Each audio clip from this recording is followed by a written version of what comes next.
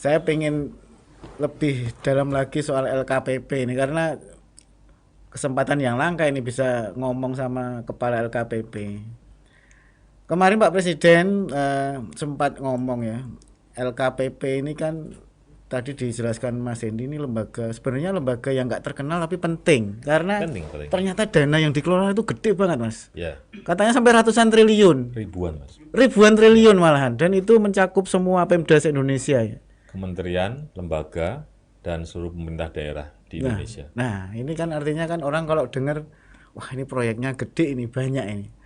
Sementara tadi posisinya udah dijelaskan ada di tengah. Ya, Nah, nanti kiat-kiat apa kira-kira Mas Hendy untuk menjawab tantangan dari Pak Presiden agar LKPP ini menjadi lembaga yang keren itu ke depannya?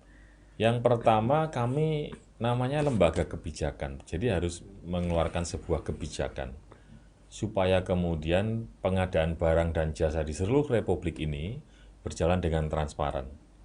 Suppliernya kualitasnya bagus, harganya kompetitif, kemudian pejabat pembuat komitmennya atau pemerintah daerah atau KL atau kementerian lembaga ini juga bisa mendapatkan dengan cara yang transparan, Ya. dengan cara yang mempunyai sisi integritas yang harus dijunjung tinggi, dengan sebuah semangat efisiensi belanja negara. Nah, maka itu yang kami lakukan. Ya, ya. Sekarang ini kan sudah berjalan. Teman-teman, saya monitor waktu di Kota Semarang juga sudah menerapkan seperti itu.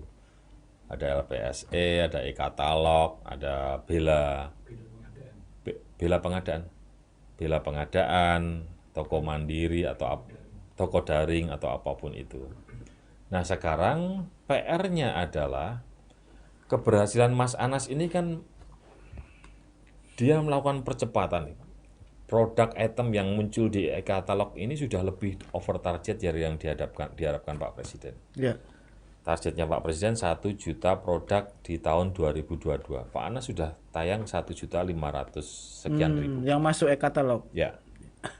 Maka tugas saya hari ini adalah memastikan supaya pesan Pak Presiden berikutnya tuntas. Apa itu? 1.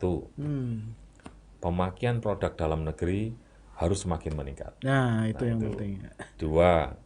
Bagaimana kemudian transaksi ini bisa lebih meningkat dan terpantau. Jadi dari 1.153 triliun itu, dari catatan LKPP yang ada, transaksinya per 10 Oktober kemarin baru 57 triliun.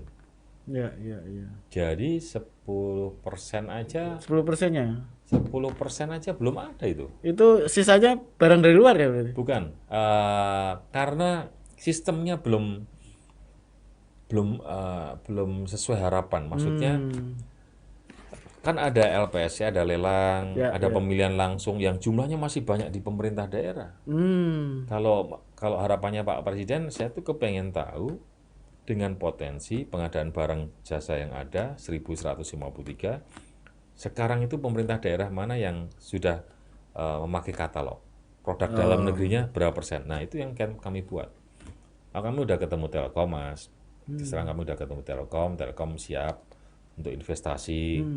Jadi nanti harapannya katalog itu sama seperti marketplace, kayak Tokopedia, kayak Shopee, kayak apa. Jadi semua pemerintah Semua daerah bisa atau akses ya. kementerian lembaga tinggal misalnya mau cari mobil tahun 2022 1.500 cc, diklik maka akan muncul banyak. Iya. Tinggal dicari aja sesuai kebutuhannya, mau yang murah atau yang gimana tinggal diklik.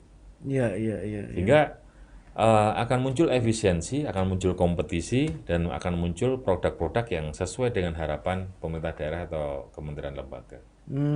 Iya. Jadi Nah, di situ kan yang baru tahap yang kita bisa monitor transaksinya. Tahap yang berikutnya adalah UMKM dan produk lokal. Ya.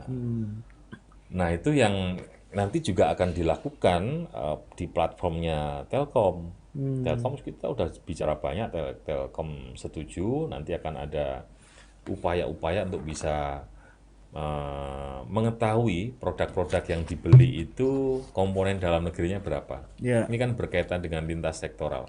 Ada Kementerian Perindustrian, ada macam-macam. Jadi kita mesti diskusinya cukup panjang. Tapi insya Allah Mas, di akhir tahun 2022 ini pasti ada beberapa perubahan peraturan kayak Perpres, kayak kemudian peraturan lembaga juga yang nanti pasti akan mampu membuat sistem yang sudah ada ini semakin baik.